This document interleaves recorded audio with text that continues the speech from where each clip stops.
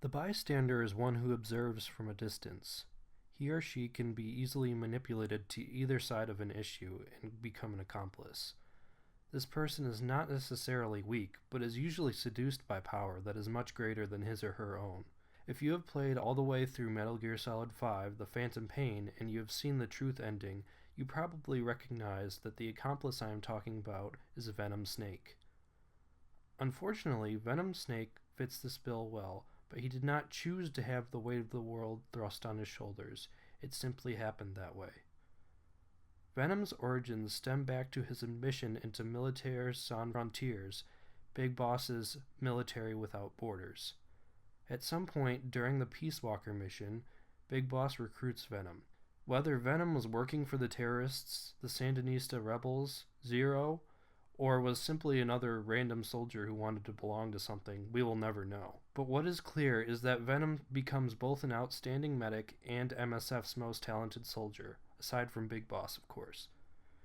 During Skullface's siege of Mother Base, he's the medic on Big Boss's helicopter, who removes the bomb from Paz's body. He is the only one to survive the crash with Big Boss and Kaz when the second bomb halts their escape. He is also the first one who is chosen to become a living replica of Big Boss. When Venom Snake awakens from his 9-year coma after the helicopter crash, he is beginning to undergo the plastic surgery necessary to turn his physical appearance into Big Boss. In a fit of anger and confusion over the loss of his arm and the operations being done to him, Venom thrashes about until he is put into another short coma. When he awakens this time, the procedure is complete, and he is now an exact replica of Big Boss. However, Skullface's forces have discovered the hospital that he's being kept in. Just as Venom is about to be assassinated, he is saved by a man who goes by the name Ishmael. Unknown horrors assault Venom and Ishmael, but they manage to escape the hospital in a truck. Unfortunately, the two are separated when the truck crashes, because when Venom comes to, Ishmael is nowhere to be found. Here, Venom meets Ocelot, who saves him from the man on fire, one of the horrors that halted his progress back in the hospital. Ocelot and Venom escape on horseback, but are forced to fight back the man on fire. The two escape, and Ocelot debriefs Venom. Perhaps the most peculiar part about Ocelot's debriefing is that he continually refers to Venom as Big Boss, while it is pretty clear later on that Ocelot is fully aware that this is not the real boss he's speaking to. What is not clear is whether Venom knows that he is not Big Boss. From the moment he comes to and sees his new face, Venom suffers from a major identity crisis. It is well known throughout the series that Ocelot is a practitioner of hypnosis. As we will cover in a later video, he even goes as far as to hypnotize himself into believing that he is an entirely different person. So, there is no reason to believe that he could not do the same to Venom Snake.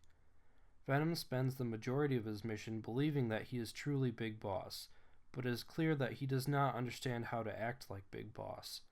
The average Metal Gear fan will recognize that Venom Snake is a flat character. He has little personality, and what he does have pales in comparison to the real Big Boss. Perhaps that is because Venom never truly knew Big Boss, but I digress. Venom is then sent on a mission to Afghanistan to rescue Kaz, who has been kidnapped by terrorists. When Venom finds Kaz, he is a shell of the man he once was. He has lost both an arm and a leg, and his vision has been nearly taken from him. As Venom attempts to escape with Kaz, the two are attacked by superhuman soldiers called Skulls, but they manage to get on a helicopter and leave the hot zone. Venom and Kaz are taken to the new Mother Base that Kaz built before he was kidnapped. Kaz's rage builds as he explains to Venom his plans to repay Zero for what he did to them. But what Kaz does not realize is that he is taking his revenge out on the wrong man. Not only is Zero not behind the attack on Mother Base, but Kaz is not even speaking to the real Big Boss. Kaz explains to Venom that they are to become a new nation without borders, called Diamond Dogs, and that they will do the world's wet work and work towards taking back what Zero took from them. Possibly the most interesting detail about Venom Snake is his abilities. He effortlessly takes on the role of Big Boss, and he becomes every bit as legendary a soldier as his predecessor. His mission pits him against the superhuman skulls, the world's first bipedal Metal Gear, and a virus that attacks its victims' vocal cords. But Venom prevails against all odds. The message that is being portrayed here is that anyone can become a legend, no matter the odds. Venom's story is not all about heroism, however. He is a man who is broken to his very core, forced to become the world's most wanted man, the man who threatened the world by creating an independent nation that harbored nuclear weapons, is no simple task. As Venom confronts Skullface, who harbors more hatred towards Big Boss than anyone, Skullface tells him his story. Skullface, similar to Venom, is simply a pawn in the greater events of Big Boss's life. He was put on cleanup duty for Big Boss back when he was simply known as Snake. Whenever Snake made a mess, it was Skullface's job to pick up the pieces. Thus, Skullface began to harbor intense hatred towards Big Boss when he was rewarded for his accomplishments. Fortunately for him, Kaz and Ocelot place the blame on Zero, and he carries out his plans undetected. However, not everything would go according to Skullface's plan, and the most ironic part about his tale is that Skullface would never be able to meet the real Big Boss. In a final twist, Skullface is killed when his own Metal Gear is hijacked, and when Venom stands over him with a gun pointed at his head, he hesitates, because after all, the two are not so different. Skullface is then shot and killed by Huey, the man forced to create Skullface's ultimate weapon. Metal Gear Solid 5: The Phantom Pain ends with a tape recorded by Big Boss, addressing Venom Snake. He reveals to him that they are one and the same person. They are both Big Boss. He leaves him with instructions on how to manipulate Foxhound, the U.S.'s Special Forces team sent to infiltrate his nation, Outer Heaven. In the end, the mission results in the death of Venom Snake, who is pit against Solid Snake, the hero of Foxhound, who believes he is killing Big Boss. The irony in all this is that Big Boss sold everyone. Just as the title track to The Phantom Pain suggests, Big Boss is the man who sold the world. He let everyone believe that Venom was him, deceiving his friends in doing so. If any lesson can be learned from Venom's story, it is that everyone is their own person, no matter what other people say. If Venom had not undergone a massive identity crisis, if he had not been seduced by the power of becoming the world's greatest soldier, perhaps he would have been able to escape his terrible fate.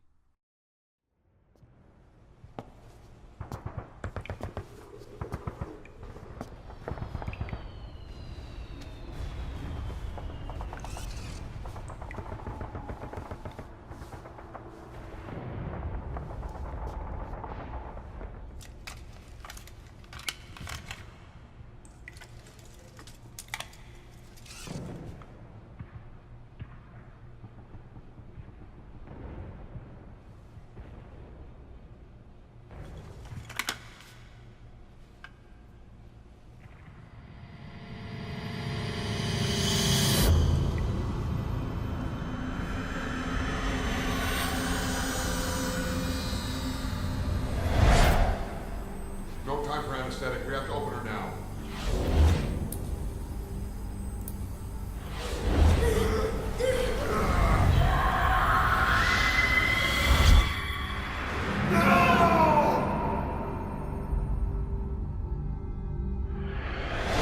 Boss.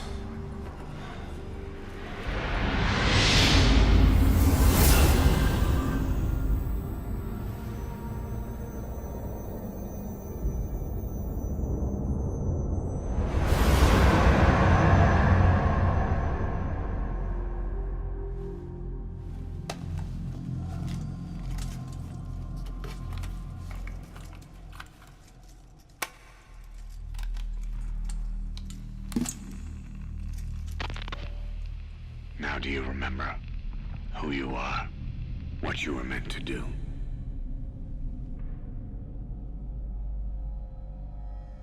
I cheated death thanks to you. And thanks to you, I've left my mark. You have too. You've written your own history. You're your own man. I'm Big Boss. And you are too. No, he's the two of us together. Where we are today, we built it. This story, this legend, it's ours. We can change the world and with it the future. I am you and you are me. Carry that with you wherever you go. Thank you, my friend. From here on out,